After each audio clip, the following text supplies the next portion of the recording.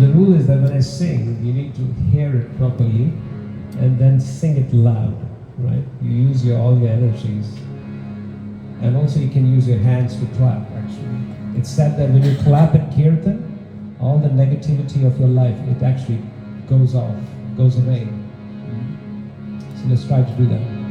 Jaya Radha Madhava Kunjabi Adi Jaya Radha Madhava Kunjabi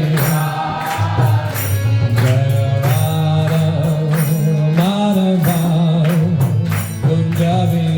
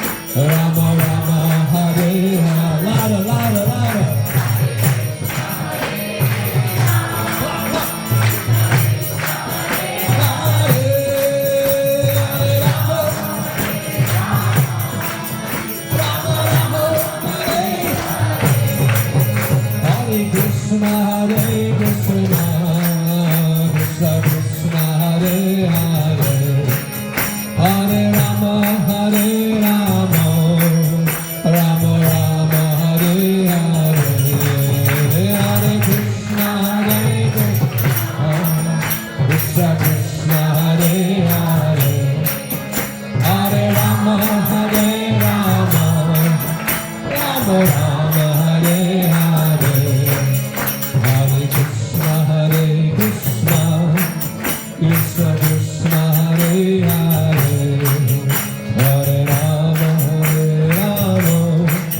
Rama Rama, Hare Hare, Hare Krishna, Hare Krishna, Krishna Krishna, Hare Rama,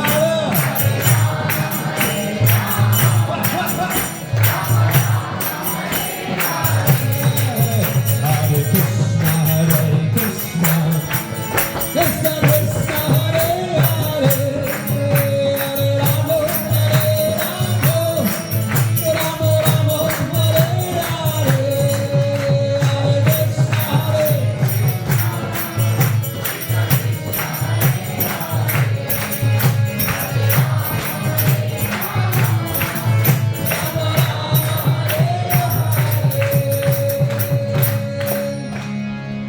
Jaya Radha Madhava Kunja Bihari Radha Madhava Kunja Bihari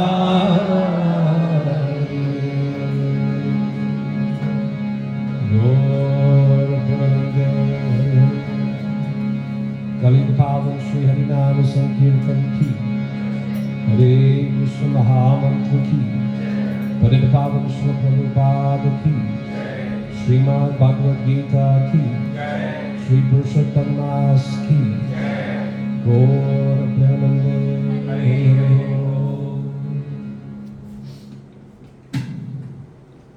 Hare Krishna, thank you very much. That was very powerful. So we have been reading from Bhagavad Gita, first chapter, and I think we have covered up till almost 14 shlokas. 12. Right? She's the boss. So we will recite few of them today, and we'll see how it goes there. How many of you bought your copies of Bhagavad Gita?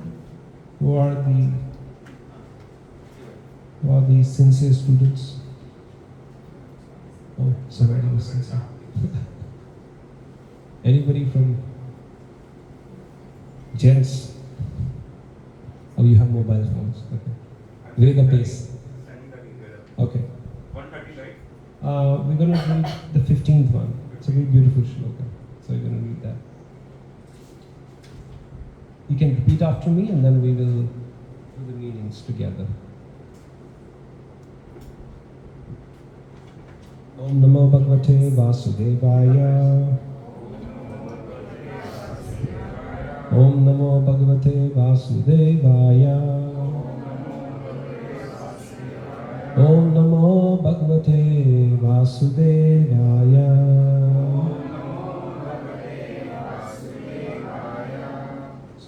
Bhagavad Gita, chapter 1, text 15. Now we have seen the scene is set, so now it's about the bugle. You have bugles in the army, or the drums. So in the Vedic culture, when the war would begin, they had the conch shells, they blew that. So that's what's happening. Some of them have already blown it, now it's the other party, the Pandavas. Panchajanyam Rishikesho Devadattam Dhananjaya Paunduram Dadatmaha Sankham. Try it again. Paunduram Dadmau Mahashankham Bhima Karma Vrikodara Bhima Karma Vikodara Panchajanyam Rishikesho Panchajanyam Rishikesho Devadattam Dhananjaya Devadattam Dhananjaya Paundram Datmo Mahashankham Paundram Datmo Mahashankham Bhima Karma Vrikodara. Bhima Karma Vikodara. Anybody would like to read? Any brave soul? Panchayanyam Rishikesho Panchajanyam Rishikesho Devadattam Dhananjaya Devadattam Dhananjaya Paundram Datmo Mahashankham Paundram Datmo Mahashankham Bhima Karma Vikrodara Bhima Karma Vrikodara. Okay. Anybody would like to read the meanings, maybe? Word to word, yeah. Let's start that. Lord Krishna. No, the meaning, word to word. The concha name. No? There's this Panchajanyam Synonyms. synonyms. Panchajanam. The Panchajanyam, the conch named Panchajanyam. Okay. Yeah. Rishikesha. Rishikesha, Krishna, the Lord who directs the senses of the devotees. Mm-hmm. Devadatta, the concha named Devadatta. Dhananjaya, Arjun, the winner of wealth. Pandram, the conch named Pandra. Dharma, blue. Mahashankham, the terrific conch. Bhimakarma, one who performs Herculean tasks. Vrikodara. Vrikodhara, the voracious eater. Bhima. Yeah, you can read the meaning. Lord Krishna blew his conch shell called Panchajanya. Arjun blew his the Devadatta, and he, the voracious eater and the performers of Herculean tasks, blew his terrific conch shell called Pandra. Thank you. So, the scene is set now. There's an army on this side and the army on this side. Kauravas and the Pandavas. That's Mahabharata. The biggest war that has ever happened on the planet is called as Mahabharata. It's said that by calculation-wise, 650 million people participated in that war. And so now, the opposite party has blew their conch shells, and now Krishna, the supreme mystic, the supreme personality of Godhead, he has blown. So even the conch shells had their names. This is very important. In Vedic culture, everything is very personal. Today, in this world of everything where we have fast food, fast cars, everything is fast, but everything is becoming very impersonal, right? Husband is sitting next to the wife and texting, "Happy birthday, darling." You don't even say it now, right? That's pretty weird, actually.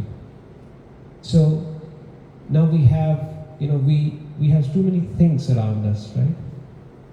And things should be used actually, but in the spiritual world, actually, in the Vedic times, everything actually had a name. It was personal. You don't treat even things with disrespect. What to speak of people? Today, the theories should be actually, we should love people and use things. But what we do? We love things and use people, right? That's how modern day works, actually. Whether we like it, whether we don't like it, but that's what you see outside, right?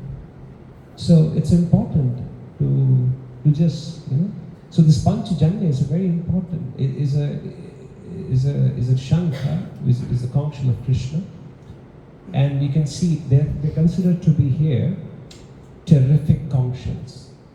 So it is said that when the conch shell blew, you have the music style, sa, re, ga, ma, pa, da, ni, sa, right? So the re is Rishabh, that's the name of the swar. So it is said that the swar of Panchajanya is actually Ra, is Rishabh. And when it was blown by Krishna, it is said the opposite army were terrified. They could feel it. the sound itself. I don't know how many of you know the dance of New Zealand rugby players. Haka, yeah. You should see that. And now you may say, they're playing rugby, why are they doing this dance? Warrior dance. It's a war cry, right? This is something like that. Why? Because it terrifies, it gives them the psychological advantage against the other team members, right? Against the other team. So in the same way, when Krishna, Arjuna, Bhima, they blew the conch shell, you could see the enemy ranks, they were like, it said that the elephants and the horses of the opposite army, they started passing down, just by that sound. And that's one of there are various, in the first chapter itself, even before the war began, you could see these symptoms of victory were coming. Kauravas knew, oh my God. And conch shell is in whose hands? Is the symbol of Lord Vishnu. And Lord Vishnu is the most powerful being, right? He's the supreme personality of Godhead. He's the supreme person. And he will always side by people who are following the righteous behavior, or who are following dharma, right? So the conch shell itself is the symbol of Vishnu. So when this conch shell is coming here, that means who will be victorious? The side where Krishna is, they will be victorious. Right? So it's basically the war between right and wrong, dharma and adharma. Now dharma, we know, they had less army, almost 1/2 of the other party. But still they won because Krishna was on the side of Pandavas. So that's important to understand here, that however powerful evil may be, it will never be victorious over good. It will not sustain. So whatever you achieve through that, success, whatever it is, it's not sustainable. And we have seen people who have done that through shortcuts or through anything. That kind of success, it's not satisfying, it's not sustainable. So these are the timeless lessons we need to understand. Mahabharata, Bhagavad Gita, they actually teach us. Sometimes people think, oh, maybe Bhagavad Gita, what do you think will teach me? It's like some religious text. No, it's the law book, right? We talked about it in our first couple of sessions. When you come here, how you have to perform your duties, right? How do you interact with people around you, with this world? This is the law book, this is the menu book.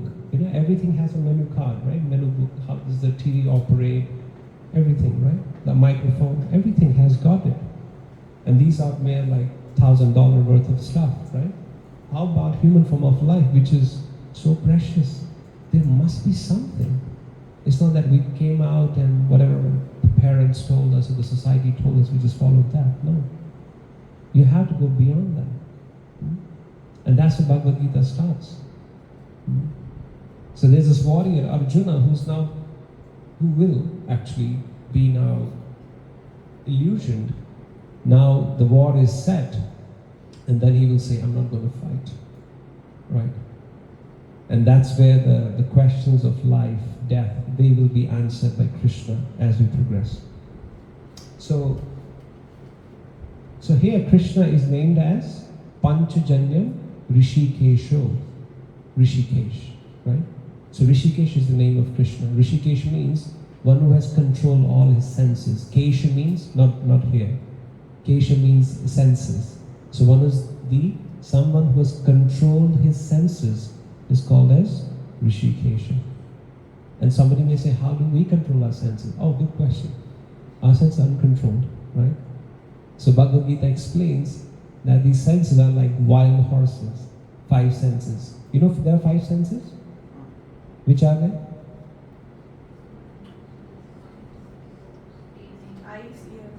Eyes, ears, nose, tongue, and skin. Yes. These are 5 senses, right? So, eyes want to see beautiful things, right? Ears want to hear some beautiful music.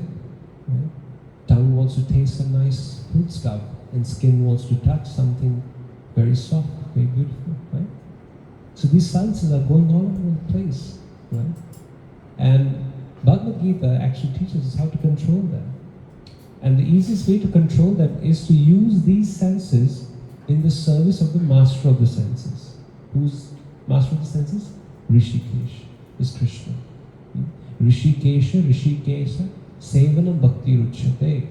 It's explained in the Shastras that the easiest way to control our own senses is actually by worshipping or by serving a person who has controlled the senses, actually. That's the only way. Somebody says, how do I become disciplined, sir? How do I become determined in my life? It's by association with someone who's very determined. Our leaders, they can't control even their own senses. You know, I recently wrote a post on this, actually, that the job of a leader is also to lead, right? Which means he controls a lot many people under him, right? But what about if he's not able to control his own self, no senses, right? This is one of the most underrated, and that is not discussed.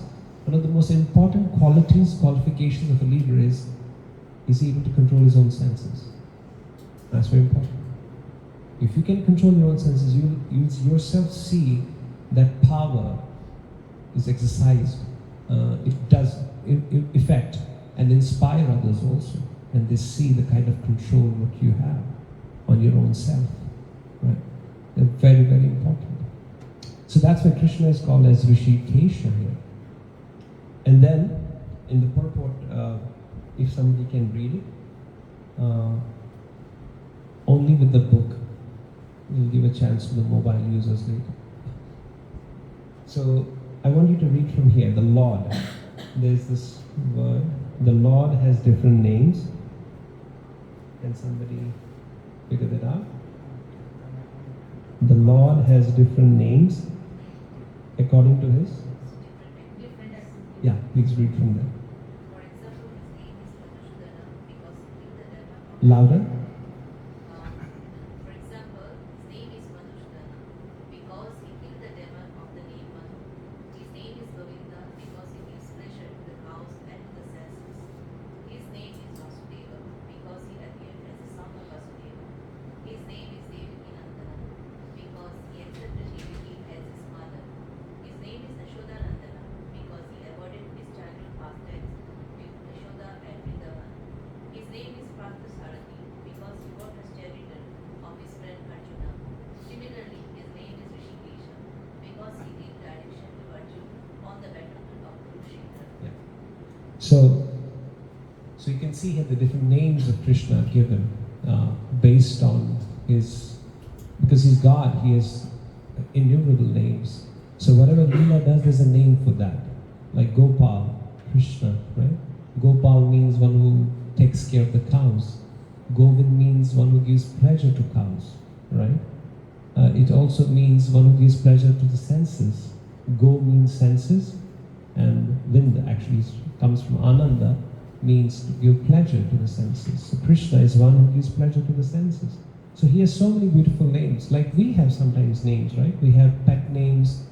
Mother calls you from some name, and the father has a different name. Grandparents keep some different names, right? So Krishna also has names according to the Leelas he has, right? We saw some names, Yashoda Nandan, Devaki Nandan, like that. And also devotees also call him by various names based on their own individual rasa with Krishna, right? So here he's called as Rishikesha because he was leading Arjuna. Basically he was, again as I said, he was a leader of Arjuna. Although he was a chariot driver, but he was leading Arjuna in this war of Mahabharata. And as we move ahead, you see now conch shells have been blown. So the scene is almost set now, and there's a description of everybody blowing their conch shells. So now is the time where, the Pandavas are there, the army is on this side, and the Kauravas on the other side. But the Pandavas had this deep faith in Krishna. that Krishna will always protect them. It is because, now somebody may say, many people also do blame Krishna that because of him this war happened. You've heard it many times, right? If Krishna would have said like this, he was the one who instigated this whole war, so many people were killed. No. Actually, when Arjuna is saying to Krishna, which comes in the verse 21, Senayor Ubayor Madhye, bring my chariot, O Krishna, bring my chariot in the middle of the battlefield. I would like to see who has come to fight me. Right? These are all relatives of Arjuna. We know that, right? These are all relatives, they're cousin brothers. So he wants to see that. And the intrinsic meaning is, he's not made up his mind now, still. He's trying to figure it out, right? If you're coming to war, it's something like you go to an exam and then you say, teacher, hold on for a sec. Let me take a round of the classroom. Okay, which means, you're not prepared for the exam, right? Right, Bobby? Right? So, it's something like that, right? So the thing is that he was still not ready to fight. He was still under two minds whether should I fight, because these are my relatives actually. So Krishna actually could see this doubt coming in the mind of a devotee. But again, people will blame people, actually some people who don't know Bhagavad Gita well, they will say, oh, because of Pandavas they fought the war. No. Pandavas never wanted war. They said, give us even 5 villages, right? Give us just 5 villages and we'll be happy. But they said, we will not even give you that much land which will come on a tip of a needle, right? So the war was inevitable. But still Krishna could see, because Pandavas had this faith in Krishna, that despite having an army, half of that of the Kauravas, they said, we will fight. So it's said that where faith begins, where he ends. Right? I've seen many, many big doctors, when somebody's very sick, it's beyond their control, they say, just pray. Right? And sometimes we need faith, and we do put faith actually. In our life, day-to-day life, we do put faith in people. Somebody may say, oh, I don't put faith in people. No. When you go into a bus or taxi, do you put faith in the driver that he's going to drive? He's not drunk or something. Do you do some test? Hey, what's your reading of alcohol? No. You put faith in people. You put faith in the pilot that he's going to do a good job. Right? We do put faith in people in our day-to-day life. But when it comes to God, somehow we feel, maybe I haven't seen him. So how can I put faith in something which I have not seen? Right? Sometimes you see a nice pearl necklace, right? Do you see the thread? Do you see the thread? No, you don't. But you put faith, there's a thread behind it. Why? Because you see, you're one beautiful man, thank you. Thank you for wearing it today. But we put faith because you see this symmetry, you see this beautiful structure, and you see, there must be a thread. If they are scattered, then there is no thread. So when you see this beautiful cosmos means something which has structure, which is beautiful. How many times you see accidents in Singapore? Many times, right? On Earth, every day, India is like normal thing, you just have an accident, right? But you've seen sometimes, Jupiter crashed with Mars today, or Moon had a tiff with Sun, or something like that, they cross. No, everything is moving in a perfect direction. Can you imagine if a sun is some centimeters close to the Earth, what will happen here? No life. But it's at a perfect distance, so that we can survive on this planet. How is it possible? Who put sun at a perfect position from the Earth? It's unbelievable. Some man could have done it. Right? We can't even go to sun planet, close to sun planet. Forget about, putting some cranes around it and pushing it in an orbit. No. They say Big Bang happened. Oh my God. Good. But what caused Big Bang? That we don't know. So there must be some superpower. There must be a power which is more higher than that, a supreme scientist. It's not that they say this is religion and the other part is science. Oh no. You know the most complex equations in science are solved by what? They use a term, or they use an called as iota. Iota is an some of you who are in mathematics, under root of -1. It's called as imaginary root. Called as imaginary root. The most complex equations in physics, mathematics are derived or solved by using imaginary root. What's the? It's you will read in the books. Imaginary root. And somebody may say science, imagination. So one has to put that faith in Krishna, in God, basically. So that's what Pandavas did. Now, what does happen by putting faith in God? Life becomes easy. You go to the office and the boss says, "Wow, hey David, thanks for coming, man. Here's your salary. Don't worry, take it easy." No, it's tough. It's ruthless. It's on your face, right? Huh? But it said that when you take shelter of God, when you take shelter of Krishna, it doesn't mean that the storm is not going to rock your boat. It will. But it will not capsize. The boat, you won't drown. You will have some, but the boat won't capsize, right? That's what Krishna is talking about. That's what Krishna said. That's fight. We need to fight, right? And that's important sometimes. You may be physically weak, but do and remember that's important to raise your voice, to live a life of righteousness, to live a life of values.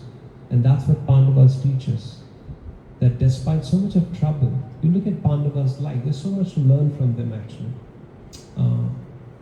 When they were young, boys, like kids, their father died. The uncle banished them, right? Dhritarashtra never took care of them. Then, when they grew up, they were righteous, they were powerful, they were best in their class. Arjuna was the best warrior, so was Bhima, powerful. Yudhishthira was like the person who was highly righteous. Then you had Nakul, Sahadev, they were amazing, beautiful souls, right? And what happened to them? So they were called for a gambling match by their cousin brothers, and again, everything was taken away from them. And they were banished to the forest for 12 years. And then they asked for, okay, give us some small piece of land, we're going to rule, because we are Kshatriya class, we are administrative people, we need some piece of land to rule. They said, nothing doing, we won't give you anything. And then war became inevitable. So despite having such trouble, they still had that faith in Krishna, had faith in God. So you will have those kind of tests also. Now somebody may say, if I put faith in God, why should I be tested? Who takes a test? The one who is eligible, qualified, right? You need to have some basic qualification to sit for a test, right? If you want to go for a doctorate, or you want to become an engineer or a doctor, there must be certain basic qualification, right? Not everybody. Now somebody is here enjoying, the driver is enjoying, relaxing his day, and you're working hard, studying. He may think, looking at you, oh, I got a better life. But he's not qualified to take that test, right? So Arjuna has put a faith in Krishna here. We all have these kind of tests in life. So Bhagavad Gita is nothing, that's what I said, it's a manual of life. We all have these kind of tests in life, big or small, they do come. So that's where here, in the next verse number 20, if you see there's this word that says, Dhatarashram Kapi Dvajaha. So now you will see these signs of victory of Pandavas. on the verse number 20. Atha vyavasthasthan dishtva was Darta. Darta Rashtran Kapi Dwajaha. So Kapi Dwaja here means, Dwaja means the flag, and Kapi means the monkey. So the flag of the chariot had a monkey sign on it. Who was this monkey? We all know? Hanuman. Yes. So Hanuman is from Ramayana. Now you may say, what was he doing in Mahabharata? So it is said that once Pandavas were in exile, and somehow from the celestial kingdom, one lotus flower fell. This lotus flower had 1,000 petals. So Draupadi, the wife of the Pandavas, she saw this petal. And she saw, my God, this is not from this planet. And she told her husband, Bhima, I want this. I want more of that. And of course, Bhima was like a henpecked husband. Wife says, and then he said, okay. He didn't say, darling, this is not from this place. He said, wherever is it? I need it. I need some of them. So Bhima had said that he goes to the other celestial places. He had that power to do so, and he brings. But while on the way, when he was walking through the forest, he saw a big gigantic monkey with its tail spread. And normally you don't cross somebody's body. Why? Because we know God is sitting in everyone's heart. That's why we don't, jump over somebody's body. And even if you touch, you just touch that person back or just do namaskar, basically. Because God is sitting in his heart as well. So you touch him with feet or something, we offer respect. That's Vedic culture. So Bhima stopped. So he told this monkey, my dear monkey, please remove your tail, I need to go. Oh, he said, I'm too old. I can't move the tail. Would you please do that for me? He said, I am Bhima. Don't you know me? Remove the tail. He said, too old, Baba. Too old. Bhima was, He said, okay, just one hand. Bhima has a power of 10,000 elephants. He said, okay, one hand is enough. He said, moving. Two hands. They start moving. And immediately, Bhima felt, He went to this monkey. He said, my dear self, I'm so sorry. I think you're someone who's very special. Please reveal yourself. Now this is a very important lesson for all of us. However powerful we are, we must be humble enough. This is the beauty of people who are righteous. They don't hold on to their egos for too long. When they see somebody who deserves respect, they usually take a step back and take a humble position. Bhima did that. Bhima said, I'm sorry. Would you mind revealing yourself? And then it was Hanuman. Hanuman said, we both are the sons of Vayu. I am your elder brother. I have a specific reason for here to meet you. I actually came to meet you. I came to bless you. Because you people will eventually go for a war, and I know that. So Bhima said, if you know, then you must come with me. He said, my days of fighting are over. I fought with Ravana. But in spirit, I will be there on the chariot of your brother, Arjuna. So that Kapi Dwaja is actually Hanuman is also there. And it is said that Hanuman is giving subtle war cries from that chariot. And it's actually terrifying the enemy ranks. So when you are right, you will see help, support from unknown people. You've seen that in life? Sometimes you're stuck badly, or you need somebody who we don't even know, or you have done nothing for them. They approach and they help you. So Pandavas, because they were following the right path, they got help from all people, good people. Imagine Hanuman giving his help to Pandavas. And that's the nature of this world actually. When you are right, you will see help coming. It is said that when you sincerely pray to Krishna, immediately help comes. Immediately. There are so many beautiful examples to testify this point. You remember any story which testifies this point? When a devotee needed, Krishna was there.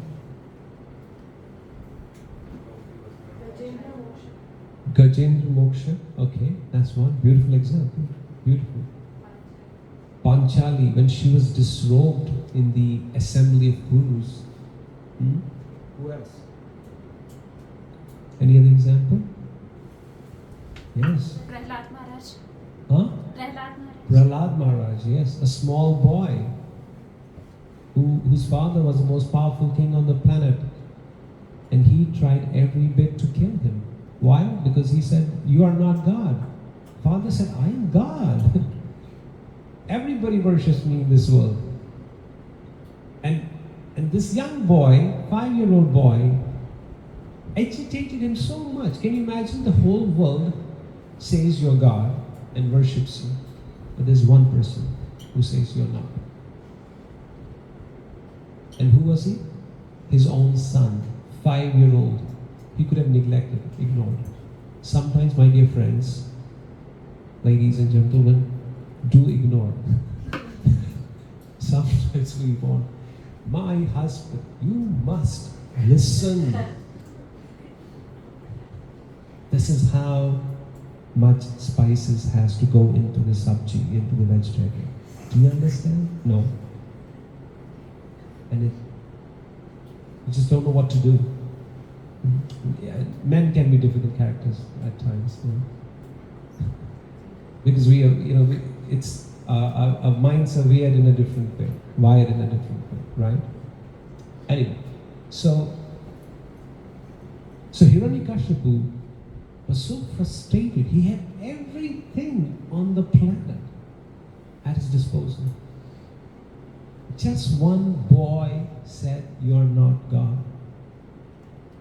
And that actually led to his death, his eventual downfall. Right? Because Prahlad was right. So, as I said, however powerful evil may be, it cannot withstand the power of good. It'll eventually be conquered. So Draupadi is a beautiful example.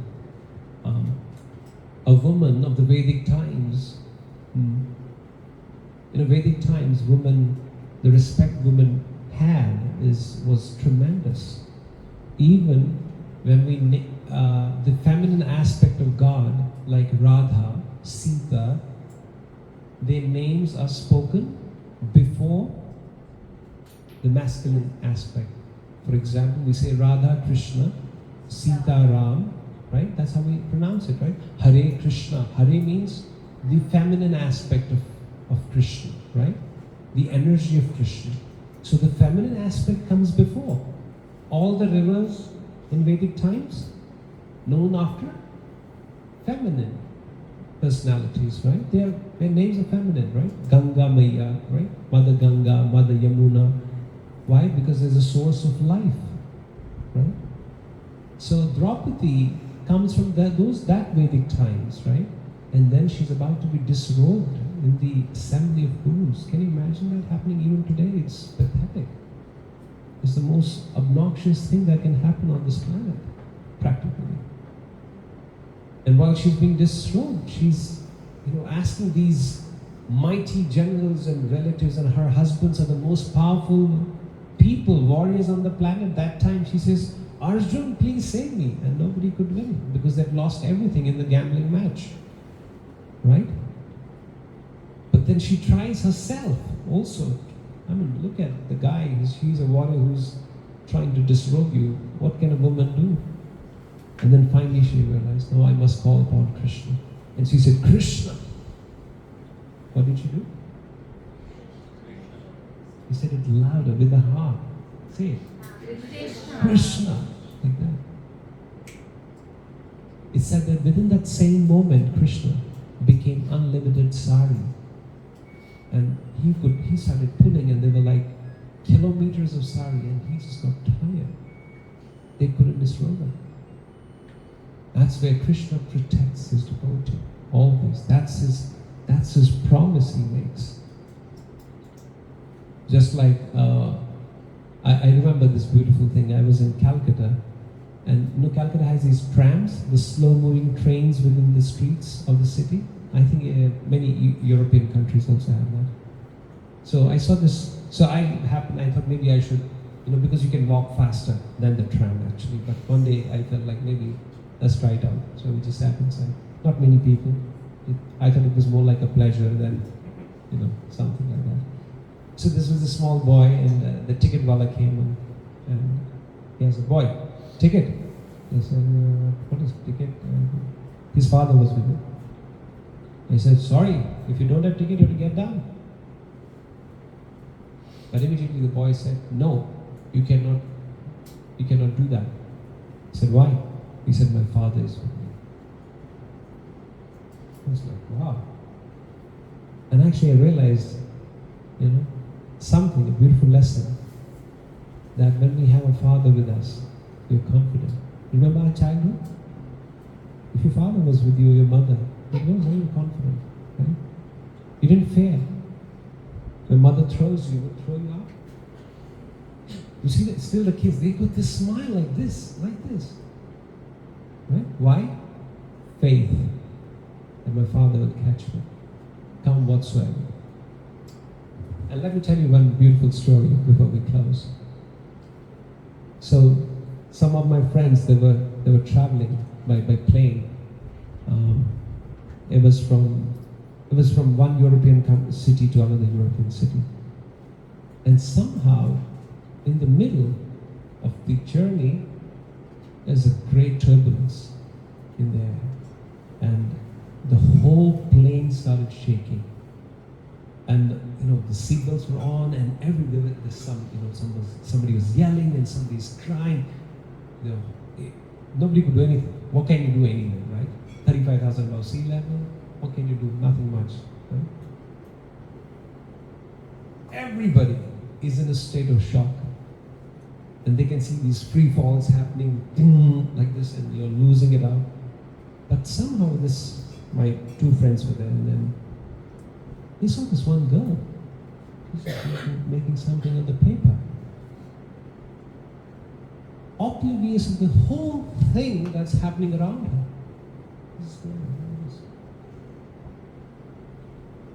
In a whole world. Somehow or the other, because I know the story, because that means they landed safely. That's when I got to know, right? So one of my friends asked this girl later.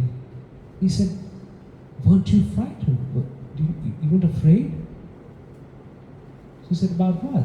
He said, "The turbulence that happened. You see, everybody was crying, this, that." She said, "No." She said, "How?"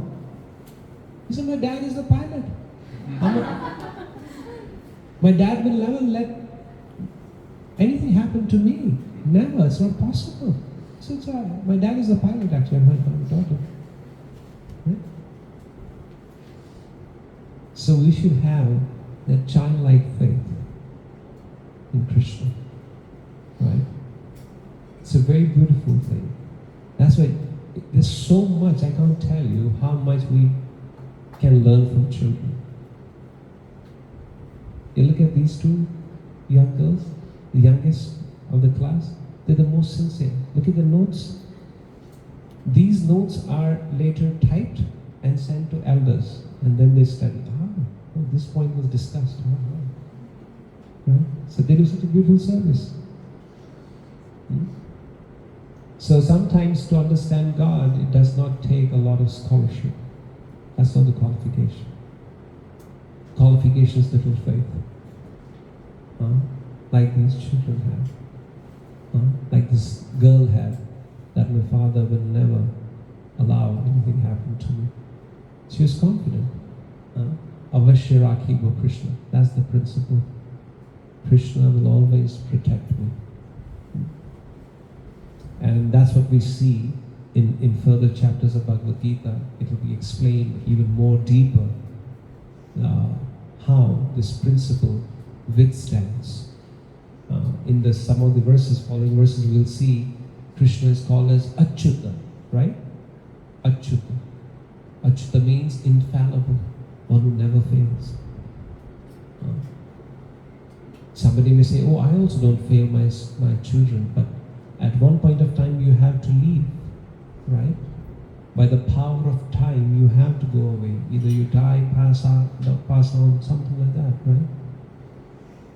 So nothing is permanent here, except our relationship with God. That continues life after life, birth after birth. And that's what we're going to study in the next chapter. But the scene right now is set. The armies are there. That's why the first chapter is setting the scene. You see it. And now Arjuna will come in the middle. He has come in the middle of the armies, and he's going to look at, oh, these are the relatives. They come to fight me. The same grandfather, the same uncle. How can I fight them? And then the questions and answers will start. Okay? Thank you very much. Hare Krishna. Krishna, Hare Krishna. So, somebody would like to quickly summarize. What did we discuss today?